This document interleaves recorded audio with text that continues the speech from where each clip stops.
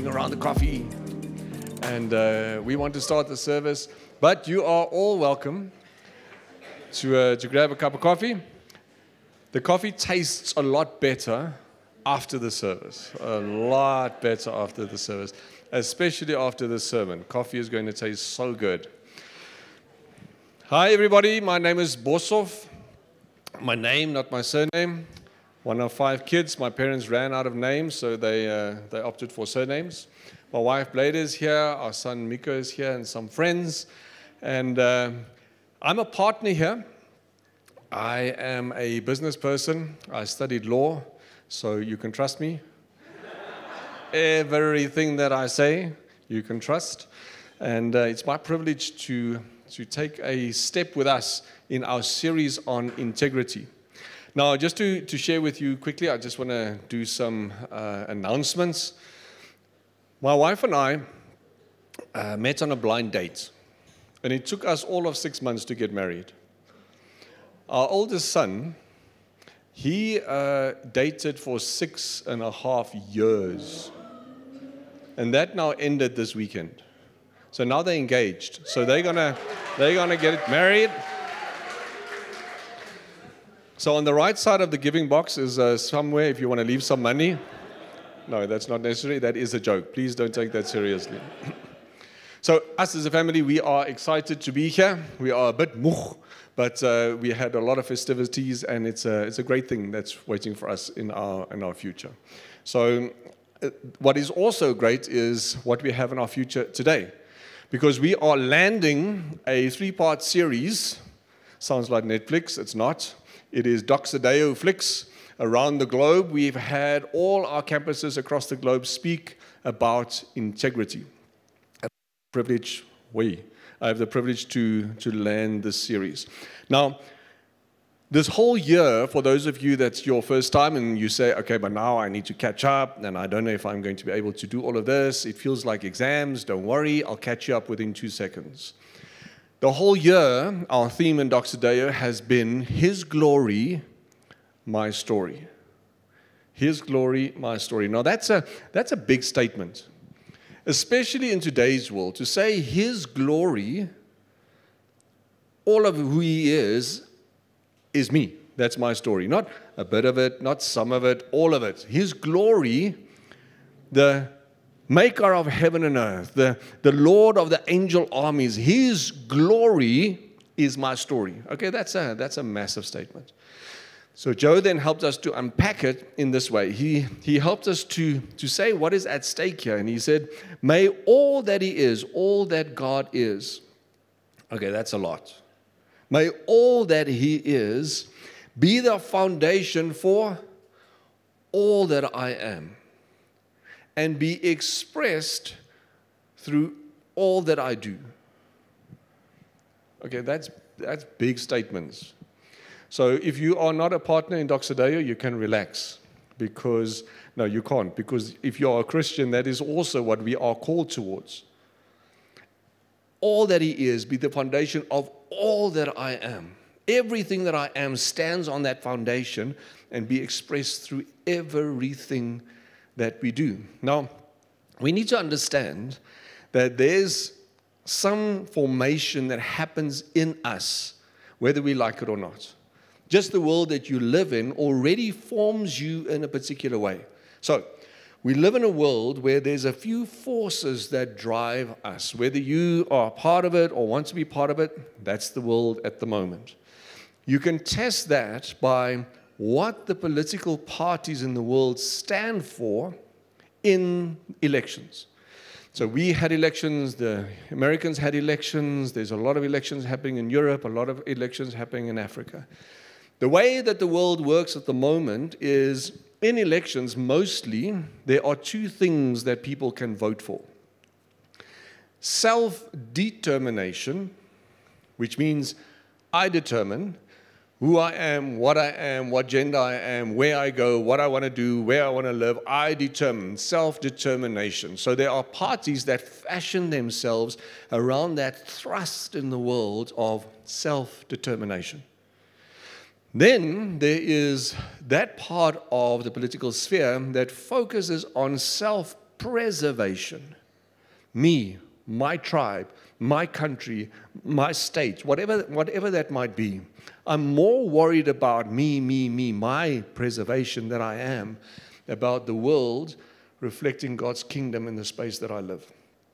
So, when we make this bold statement, that may all that He is be the foundation for all that I am and be expressed through all of my life, we need to understand that the forces that come against us are forces of self-determination and self-preservation.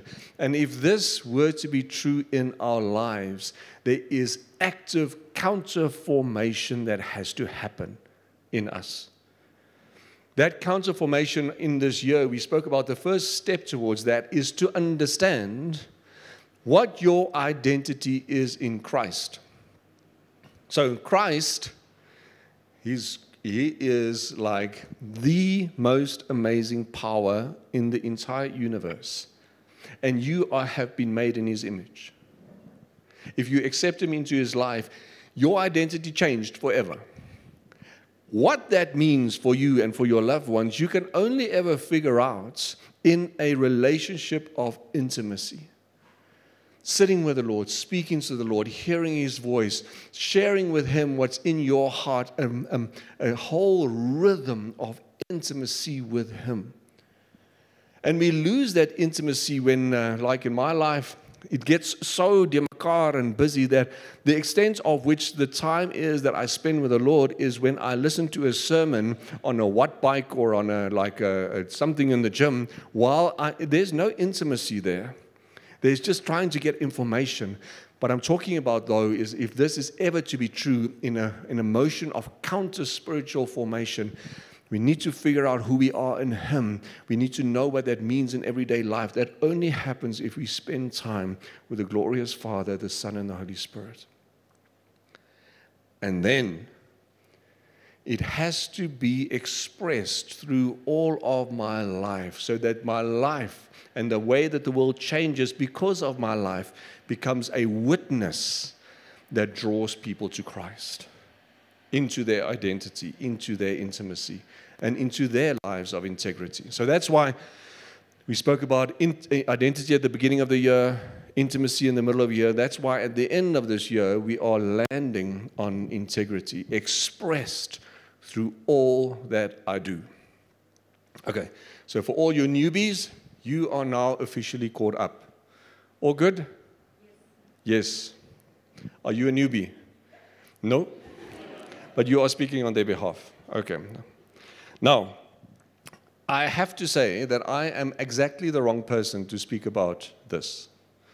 Not because I'm not integrous, but when I read the definition of integrity in the secular space, I got very worried because my wife is here and she's going to say, not that guy. Okay, so let's look at the definition, the dictionary definition. Honesty and adherence to moral principles, soundness of character. Okay, I think mostly I can fit that bill. But this next one, okay, so I'm not there. The state of being whole, entire or undiminished, a sound, unimpaired or perfect condition. Okay. Part of the reason why I'm not in a perfect condition is I'm already past 50, so that doesn't help anymore. But that's not me. And that's also not what we're talking about today. What we're also not talking about today is about sin management. You're sitting here and you say, he's going to come and clap me again. You know, the sin, it's always been in my life. I can't get it out of my life. And now he's not a pastor, he's a preacher, he's a lawyer. And now he's going to come and clap me. And he knows what I do wrong. Okay, I don't know. It's not about sin management. It's not about behavior modification. It's all about discovering my new nature in Christ in such a way, it only can be in an intimate way, in such a way that my life is affected and the world around me is changed as a result of it. That's the definition that we're going to talk about. And then I said, okay, so maybe it's a bit easier. Maybe I can talk about this. And then I realized, no. Why? Because I have asked myself so many questions around integrity and systemic corruption and standing against it. So the way that I try to make sense of this world is I just said, okay, there's a tsunami of bad things that happen in this world. Corruption, people stealing, people lying. I mean, I don't want to go into all of that. But it feels to me like it's a tsunami that is coming at me. And I'm standing there and I say, whoa, don't break me. Don't break my world. Don't break the world for my family. Don't break the world for my kids and the grandkids. All of these, just stand back. And it feels many times that I am wasting my time. I put a few questions of my heart here up on the screen. And that is, what is the value of living a life of integrity? Is it worth the effort? Is living a life of integrity not just more of a liability? I work for a boss. The boss says to me, okay, go and do that. That is illegal. Okay, now I'm either going to do something illegal or I'm going to lose my job. Okay, so how do I navigate this world? And I had a few strategies as I ventured through life. My first strategy when I was a teenager and sort of in my 20s was the strategy of relativism. Now, what relativism says is it's all relative. You know, if I do something bad, are there people in the world that do worse things than me? Because then I should be okay. Make sense at 20 and 30 and 40? So the way that it showed up as a student is student is a funny thing, eh? Somehow, somewhere, somebody decided that a student equals alcohol. Or at least in my time, maybe not this time. Alcohol. Copious amounts. Copious is a big word for baie. A lot of alcohol. The way that I navigated this is I wanted to be a student, and I realized, okay, that what you do, you need copious amounts of alcohol, but I am not like those people that drink Zamalek. Have you seen what Black Label have people do? It makes them berserk. They go bonkers. And then I said, you know, I'm not those people. I'm also not the people that drink karate water. Brannas and Coke. Have you seen what brandewyn and Coke have people do? I am a person that drink a popsak. If you laughed at that, I'm very worried about the life that you have lived. Okay. Popsak is a wine bag that you drink. You buy it as a bag. I don't know where they get it from. I think they take Zamalek and karate water and they mix it and they put it in a sack. But that's the way that I tried to make sense of it. And then when I got into a car, then I thought it's all right if I drive under the influence as long as I drive with only one hand. So I drive with this hand, and with the other hand, I pray, please protect me. It sounds funny, but okay, maybe it's just me. Or, you know, I can sleep with my girlfriend, but as long as we go to church at least once a month as we go together. It's all relative, right? And then I realized that relativism didn't really help me navigate this world. And I felt that I needed a new strategy. So I started working. My first job was at the central bank. What I did was, now I'm struggling with, like, how do you fight corruption? How do you stand against it? The first thing that I had to do in the Reserve Bank was do fraud investigations. I'm like, my Lord, okay. This fraud investigation was, the first one that I did was a pyramid scheme, not of Cairo, of Pretoria. Pyramid scheme is a investment scam, is a corrupt scam where you get people to give you money, and then you don't invest it, you don't buy a product or anything, you take some of their money for yourself in massive, massive profits.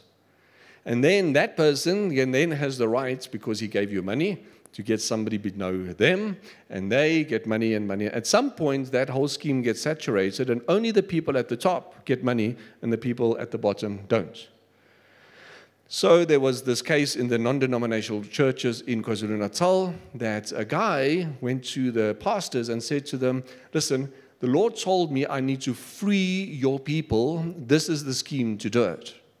So the pastors piled in, and they got all their congregations to get into it, and so on and so forth. Need and greed drove people to suicide.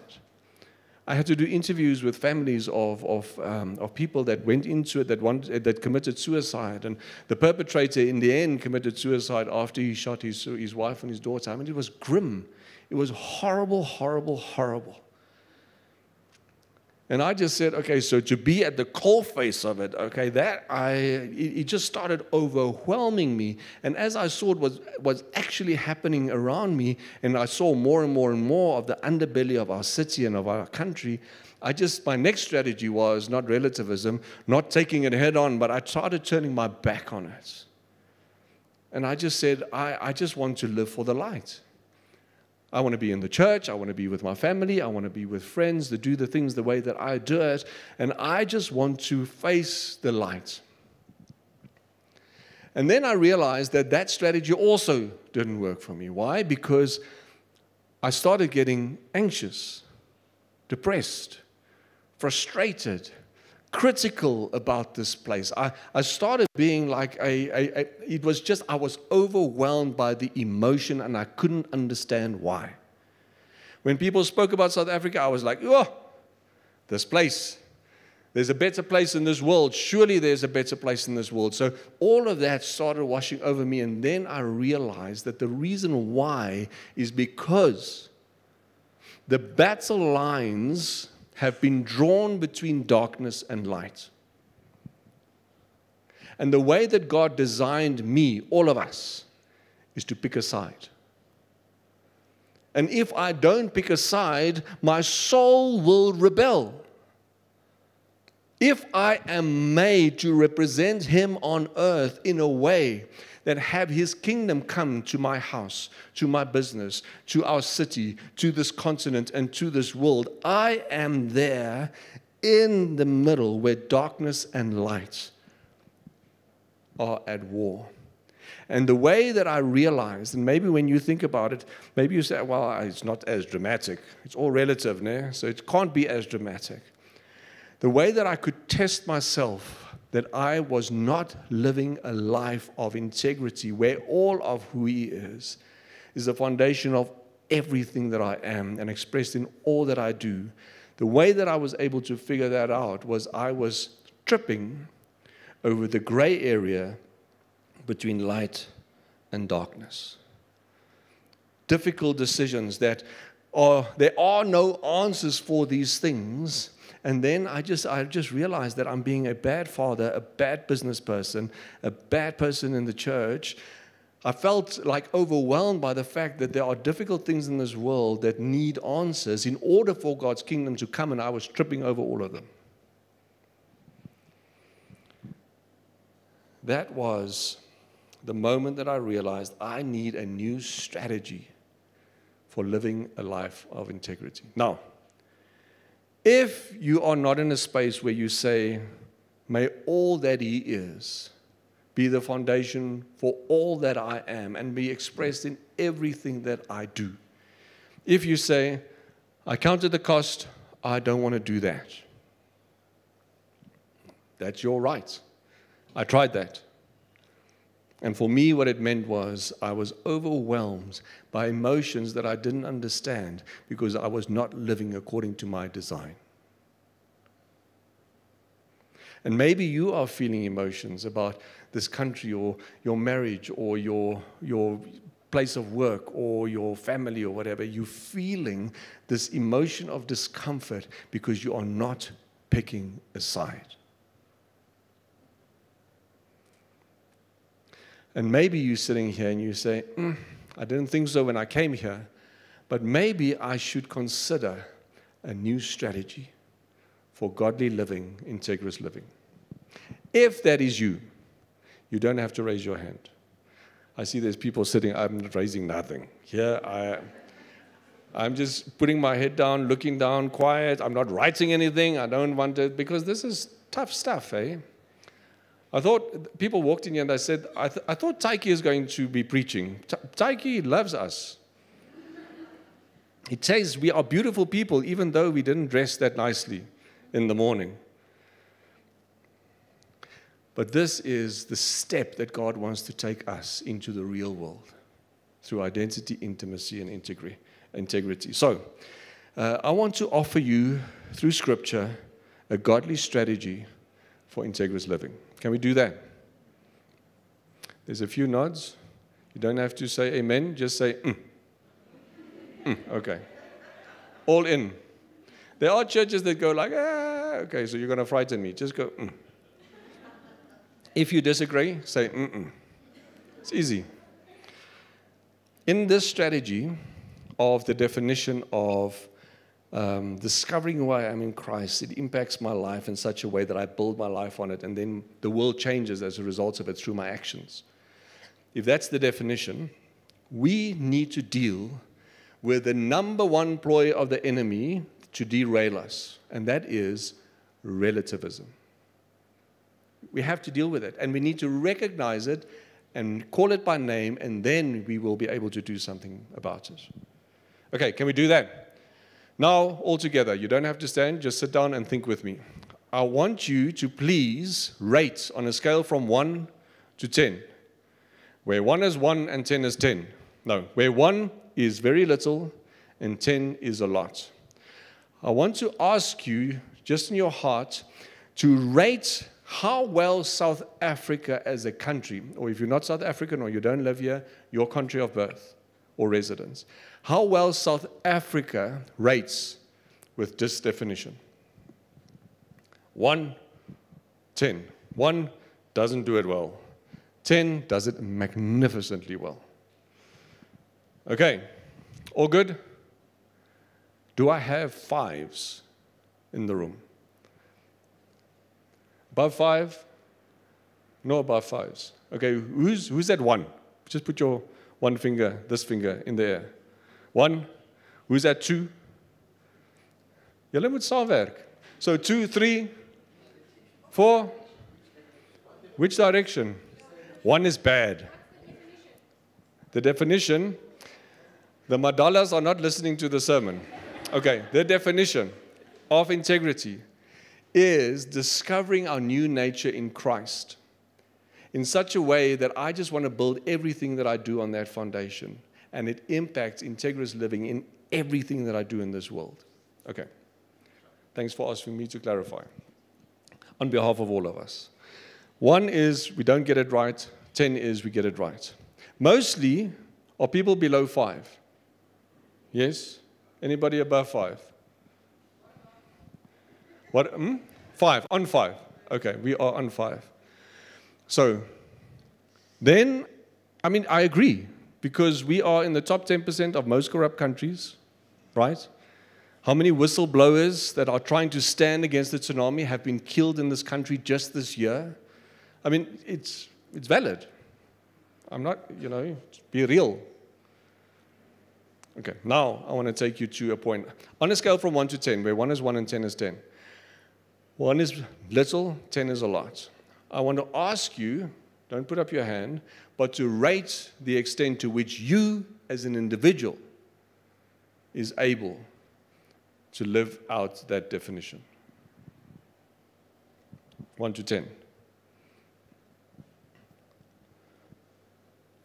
I have not killed anybody, Bosov, so I'm in a good place. Usually, when I speak with younger people, like students or people in school and so on, they say, South Africa, 4. Me, 10. I am doing so well. And then as the older we get, and then we realize, okay, I do like Zamalek, so maybe I'm an 8 or a 9. And then I ask them this question: have you ever watched a pirated movie? And then they go, yo, that doesn't count. Ne?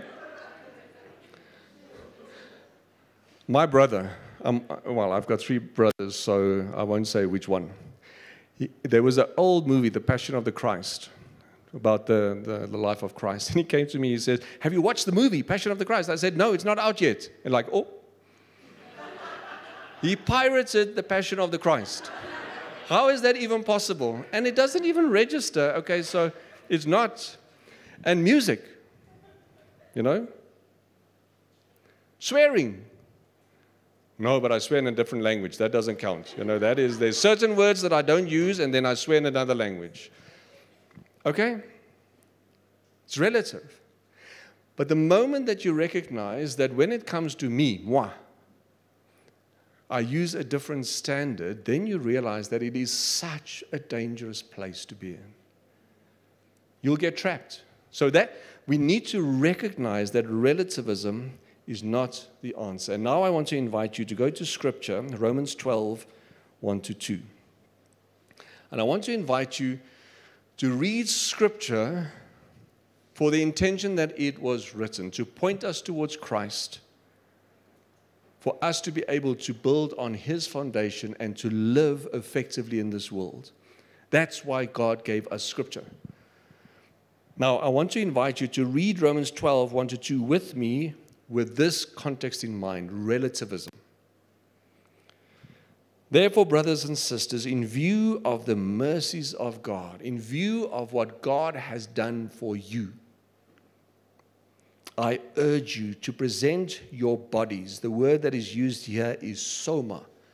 Your entire being, all of who you are.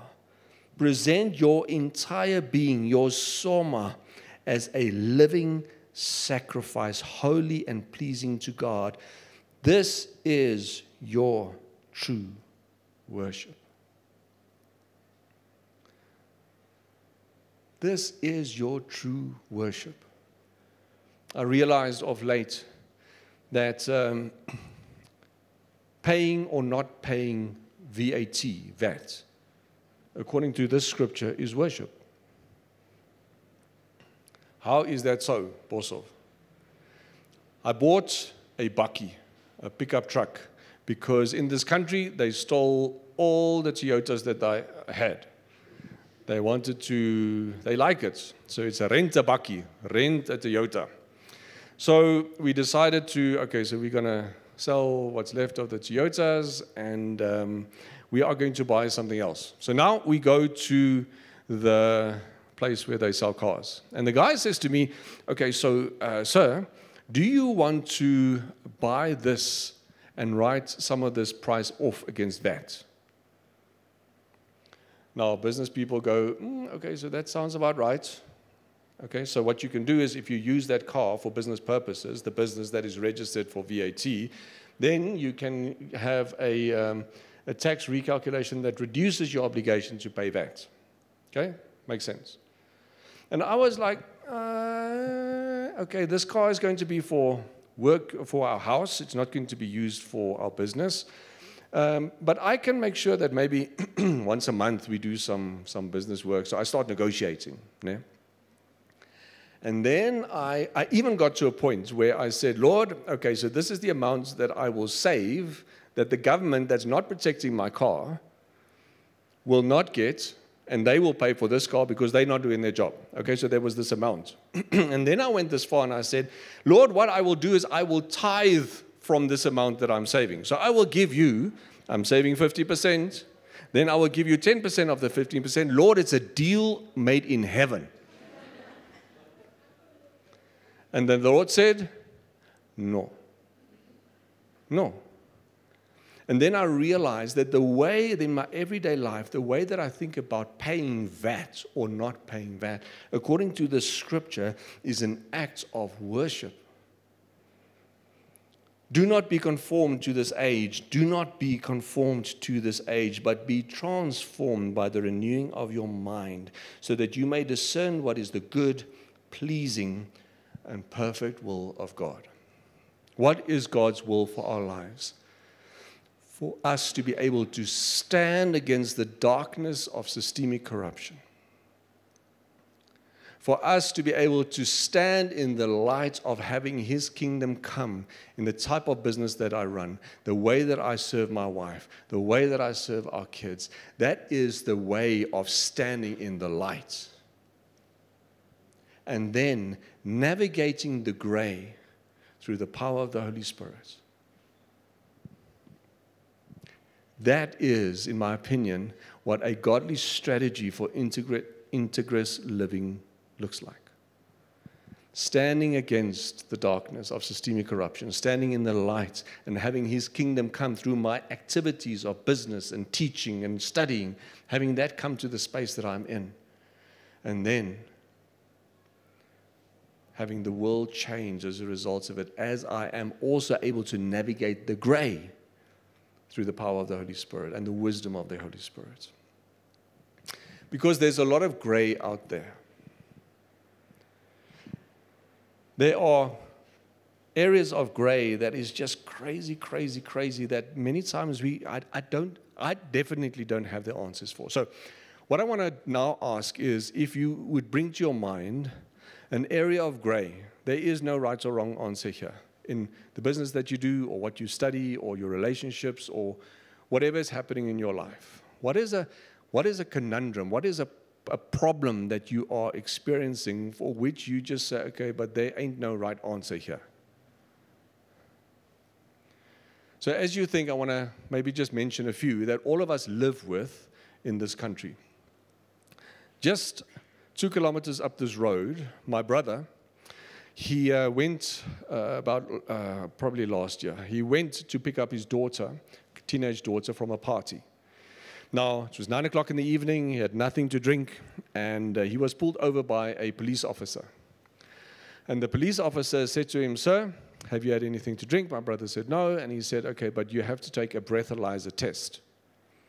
And my brother says, as he took the breathalyzer test, this guy turned into a mechanic. You know, when you go to a mechanic and they listen to the car and they go like, this is going to cost a lot. Okay, so that guy, when he looked at the breathalyzer, he went like, "You are drunk, sir." He says, "No, I'm not drunk. There's nothing wrong with me." And then came 8 other police officers from another place and started intimidating him to be paid a bribe. Now, my brother's a lawyer, and he says, no, I'm not going to pay that bribe. And then what they started doing is they grabbed his daughter by the arm, and they said, okay, so what they're going to do with his daughter is they're going to put her in the police van and drive her to a place, and then they'll go and sort it out in a different place. Okay, what do you do? What do you do? A friend of mine in the city, is a pastor, he put a worship, like a Jesus worship concert on. He had to raise, and I forget the exact numbers now, but let's just use, he had to raise 400,000 rand. Started raising the money to put this whole worship thing together, and sort of halfway through his raising, a government department approached him and said, but if you fill out this grant form, then we will give you money. And then, so they said that they'll give them 200,000 of the 400. And he thought, amazing. So he stopped raising money, started preparing for this worship thing. And then what happened just a week before is he was approached by the government department and said, where's your banking details? And what we want to do is we want to pay 1 million rand into your bank account. And you take your 200,000 for you, just for you, you take 100,000, and the rest you pay into a different bank account to us.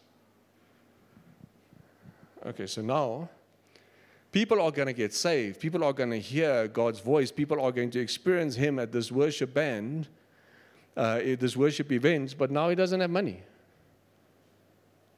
Okay, what do you do? Let's take something like abortion. Now, that is, so I was born in 1973, so that was the year in which Roe versus Wade was decided in the US, impacted the whole world, a lot of pro-choice decisions that resulted after that. In 2022, it was overturned for the first time since then in the US through a court case called Dobbs versus Jackson Women's Health Organization towards pro-life again.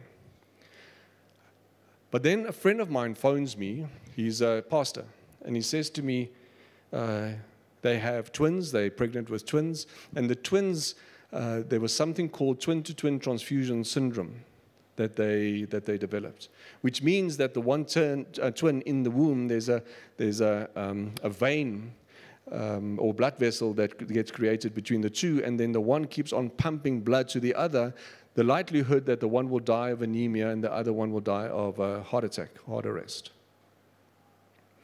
And they were given the decision to make by the doctors that you have to at least abort one. What do you do? What do you do?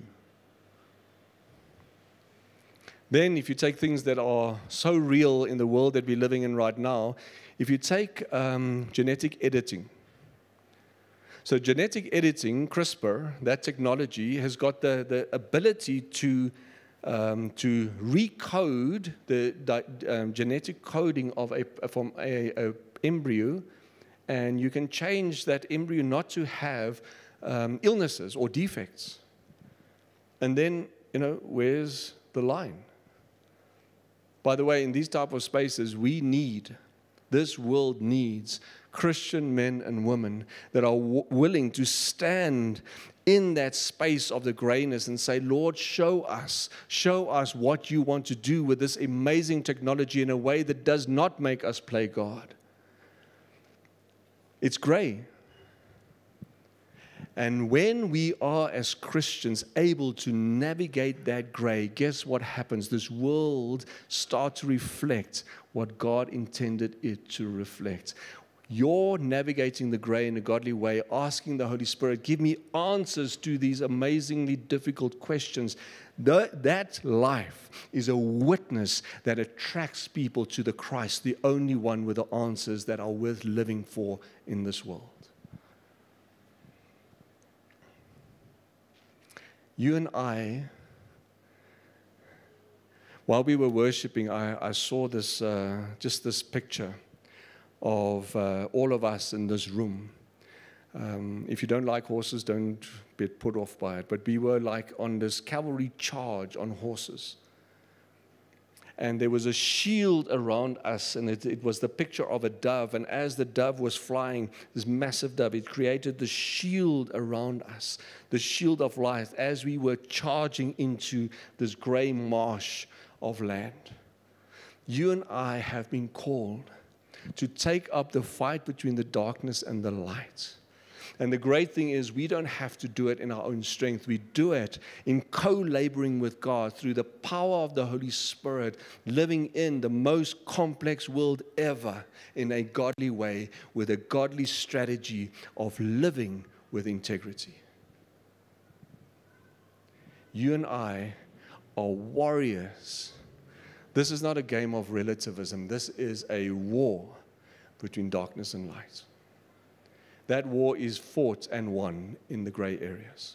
And I want to now show you scripture that the Lord helped me to navigate this grayness. And I hope that it will help you.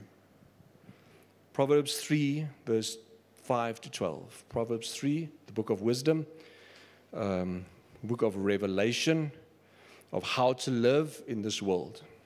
Proverbs 3, 5 to 12. Now again, you've read this probably so many times, but I want to ask you to read this in a way that will help you live a life in this world. Trust in the Lord with all your heart. In the context of what we've just said, trust in the Lord with all your heart means there cannot be anything in your life that is not subject to His reign, His lordship, and His rule. Trust in the Lord. Trust Him that He has the answers. Trust Him that He is a good Father and He wants the best for you and the world that you live in. Trust Him with all of your heart. It's a process of having no dark place in your heart that you say, Lord, this is mine. I feel guilty about this. I feel ashamed about this. I don't want to share this with you for whatever reason. He says, trust in the Lord, a strategy for a godly, integrous life. Trust in the Lord with all your heart. Absolute surrender in everything and all circumstances. We do not pick and choose. And that's hard. Because there's things in my life that I'm too ashamed about to share with God, but He knows. Second verse, verse 6. Lean not on your own understanding. You don't have to figure this out. You don't have to be the smart person. You don't have to have all the answers. You don't have to try to figure this out, because if you are unable to figure it out, then we go for relativism. or we go for conventionalism. Conventionalism means whatever everybody else does, that is the right thing to do, so I'll do that. And here I want to, in the next verse, just stop for a moment. Acknowledge Him in all your ways. Now, the word that's used here, acknowledge, means to learn and to experience through all of your senses, all of your life, the truth of God. So when this verse says, acknowledge Him in all your ways, it is in all of these gray areas. Ask God to step into it and Him give you the plan for the situation that you're in. Podcasters do not have the answer. Social media does that short little quip that you can quote and it sounds very fancy, it might not be the answer. But in the Holy Spirit, in a life of intimacy with Him, in a life of experientially through all of my senses, acknowledging Him, that is the way that we are able to work with Him. And then He will direct a path and make my path straight. What do you do? What does the Holy Spirit help us to do with my brother just up the road here? So what we do now is we all have an app on our phone called Cassie, which Uberizes all the security firms in your vicinity. And when you are confronted with that and with other things, you don't have to take the law into your own hands. You don't have to pay a bribe. You press that button. And within 2, 3, 4 minutes, there is a security person that knows the law and that can help you right there with you. Just up the road here, probably 300 meters from here, 6 months ago, there was a girl. Her drink was spiked, one of the students. She pressed the app, and within 2 minutes, the security firm was with her. And she was already in the trunk of a car being kidnapped. But they were able to geolocate her. You see, there's technology, there's things that people that walk in God's grace came up with and said, but this can help. What did my friend do with his twins? They said, Lord, if you say to us we need to abort one child, we'll do it. But we only want to do what you want us to do. And the Lord directed them to a doctor that did, at that point in time, this is almost 20 years ago, that did an operation to sever that vein or that whatever. And the odds were very, very bad. So 40%, in 40% of the cases, it helped nothing. Many percent of the cases, whatever one of the siblings still survived, had very severe issues as they grew older. And they felt that the Lord say, do this operation. Those boys are now 19 years old, living in Australia, no problem. And there are examples where I've followed after God, asking His heart for a particular situation, and it turned out very, very badly, in my opinion, not as I wanted it to. So that also happens. But trusting the Lord that is a step towards a bigger purpose that He might have, and living it out in the mystery of discipleship with Him. This is the promise. He will direct your path. He will make your path straight. This will be healing for your body and strengthening for your bones. And if you're sitting here and you're saying, I'm starting to take offense of all of this. Do not despise the Lord's instruction, my son, and do not loathe His discipline. For the Lord's discipline the one who He loves, just as a father disciplines the son in whom he delights. You have been called, I have been called to an army that stands against the darkness of systemic corruption. You and I have been called in the army to stand in the light of having God's kingdom come to the place that we live, work, and play. You and I have been called to the army that navigates the gray of impossible decisions in the power of the Holy Spirit. That is a godly strategy for integrous living. where all that He is the foundation for all that I am and expressed through everything that I do. Will you take up that mantle? Let's pray. Heavenly Father, sure, Lord, I'm just so mindful that the world that we live in is just so complex. And it feels so overbearing most of the time. And thank you, Lord, just for the simple promises of how to live that you have in your word. Thank you, Lord, for this word in Proverbs 3:5-12 that just says, trust in the Lord, know Him in all your ways. Trust the Lord, know Him in all your ways. Thank you that because of your love for us, you want to co-labor with us so that this world can reflect your kingdom. Lord, I want to sign up to this army. I want to sign up to what you want to do in this world. Amen.